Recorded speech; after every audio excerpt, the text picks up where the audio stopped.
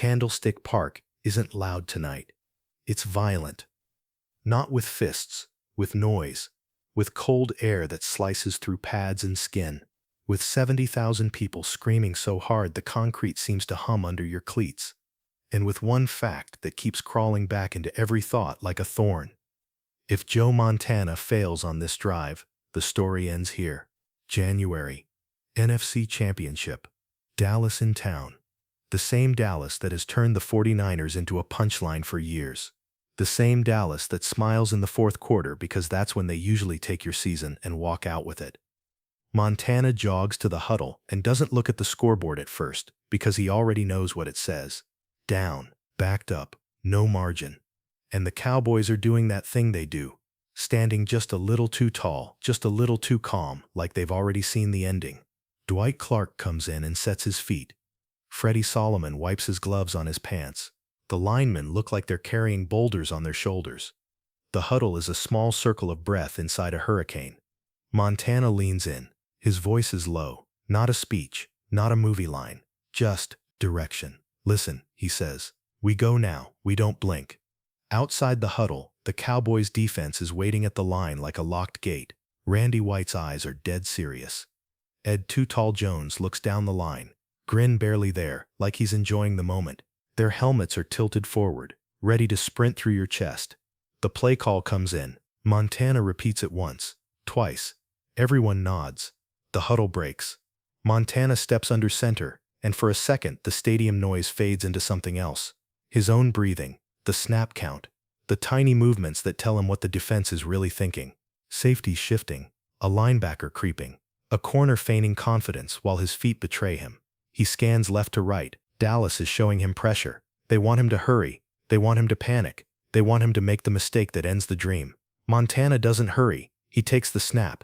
3 steps. The pocket forms, then immediately starts to rot. A hand flashes at his hip. A shoulder collides with a blocker. The interior collapses like a folding chair. He steps up once, then slides right, calm. Not because nothing is wrong, because everything is wrong, and he refuses to let it infect him. He flicks a pass into the flat. Not glorious, just alive.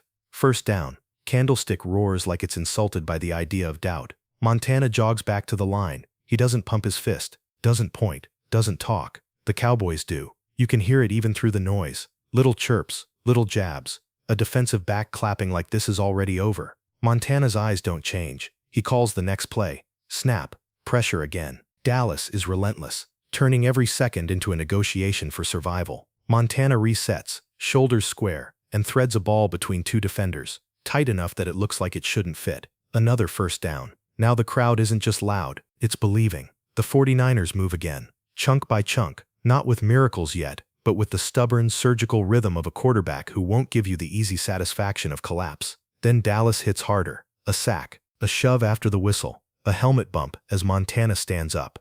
A Cowboy defender leans in close enough that Montana can read his mouthguard. You ain't ready, the defender says. Montana doesn't answer. He just looks past him, back to his huddle, like the man is scenery. But inside, Montana is calculating. Clock, field position, his receiver's fatigue, his line's protection cracks. The Cowboys are turning the pocket into a shrinking room. And then the moment arrives, the one every quarterback dreads because it feels like the sport stops being about skill and starts being about fate. Red zone. Dallas stiffens. They've been here 1,000 times. This is their habitat. They tighten the windows. They slam the run. They disguise coverage like magicians. Montana's offense huddles up again, shoulders touching, eyes wide. This time Montana's voice is quieter than the first. He gives them the play. Then, before they break, he adds something else, something almost absurd in the middle of a season-defining drive. Hey, he says like he's remembering an errand. You guys see John Candy out there? A few heads turn. Confusion. A couple guys almost laugh, like their brains can't decide if it's allowed. Montana looks genuinely curious, scanning the stands like they're on a Sunday stroll instead of fighting for the Super Bowl. For half a second, the panic in the huddle loosens. The moment stops squeezing their throats. Their shoulders drop an inch. They break the huddle smiling, just barely. Dallas doesn't know what to do with that. Montana walks to the line. The Cowboys line up tight, ready to explode.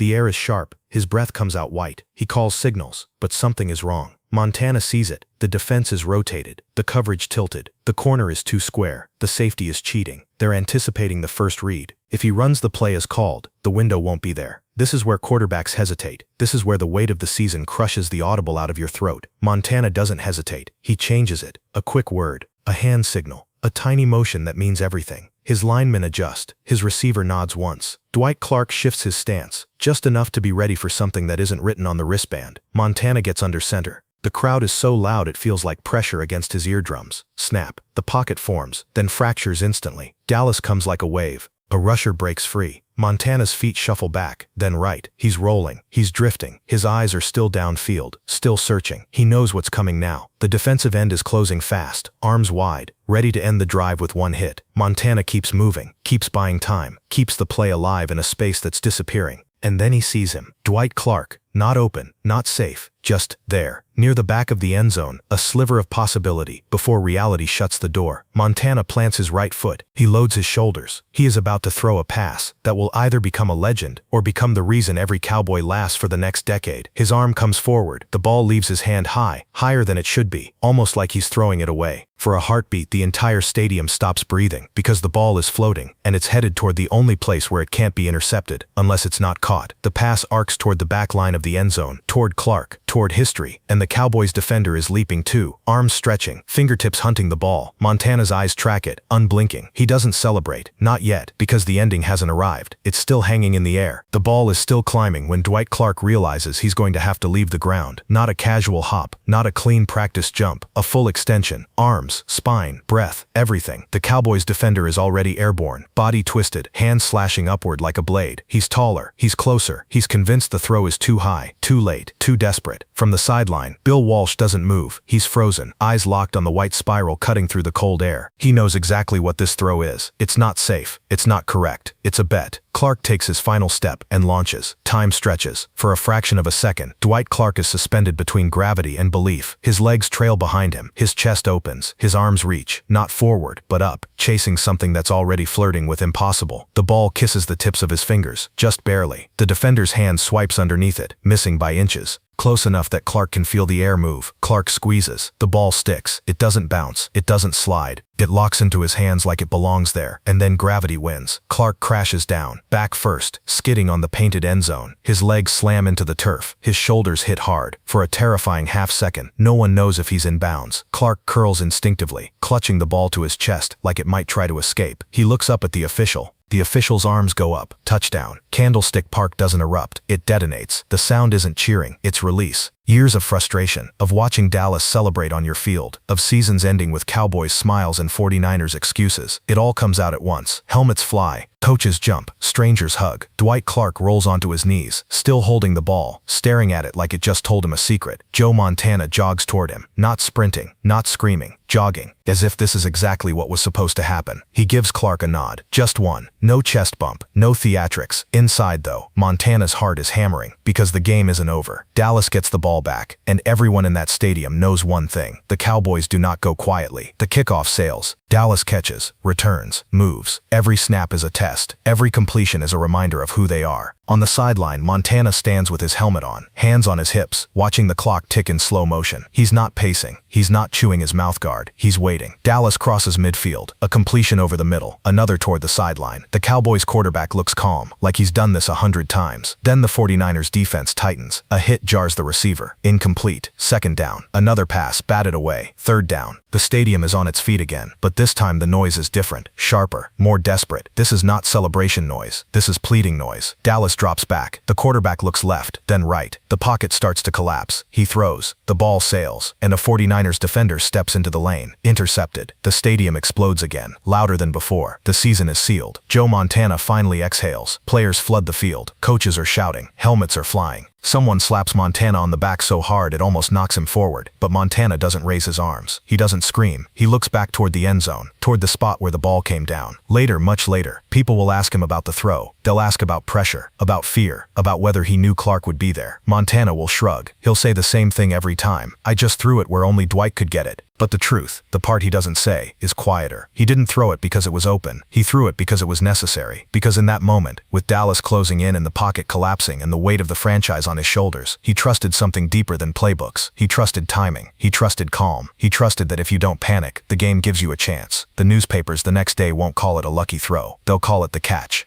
They'll replay it endlessly, slow motion, freeze frames, angles that make it look cleaner than it felt. Kids will reenact it in backyards, broadcasters will reference it for decades, and Joe Montana will quietly become something more than a quarterback. He'll become the standard, the man who didn't blink, the man who saw John Candy in the stands while the season was on the line, the man who made chaos feel manageable. But what most people never notice, what gets lost in the highlight reels, is the moment before the throw, the moment where he could have checked it down, thrown it away, taken the safe loss. He didn't, because legends aren't built on what you avoid. They're built on the one decision you make when there's no room left for doubt. And that night in the cold at Candlestick Park, Joe Montana made his. The field is still shaking when Joe Montana takes his helmet off. No confetti yet. Just bodies colliding, voices breaking, years of pressure spilling out at once. Montana stands near the sideline, breathing slow, controlled. His hands tremble slightly, not from fear, but from release. Across the field, the Cowboys walk off in silence. They know. Later, analysts will freeze the frame before the throw. They'll talk about coverage, margins, risk. What they won't be able to explain is Montana's face. No panic, no rush. In the locker room, Bill Walsh finds him quietly retaping his wrist. "You okay?" Walsh asks. "Yeah," Montana says. Reporters want destiny, magic, something poetic. "I just put the ball where Dwight could get it," Montana tells them. Someone asks about John Candy. Sometimes you just need to breathe. Over the years, the pattern becomes clear. Late games, no time, no margin. Montana with the ball. Everyone else speeds up. He slows it down. A Cowboys defender will later admit, "When Montana had the ball late, you felt behind, even when you weren't." That's not tactics, that's presence. The catch isn't legendary because of the leap, it's legendary because of the decision. Joe Montana didn't become Joe Montana that night. He revealed who he already was. The ball came down, history followed, and the standard was set.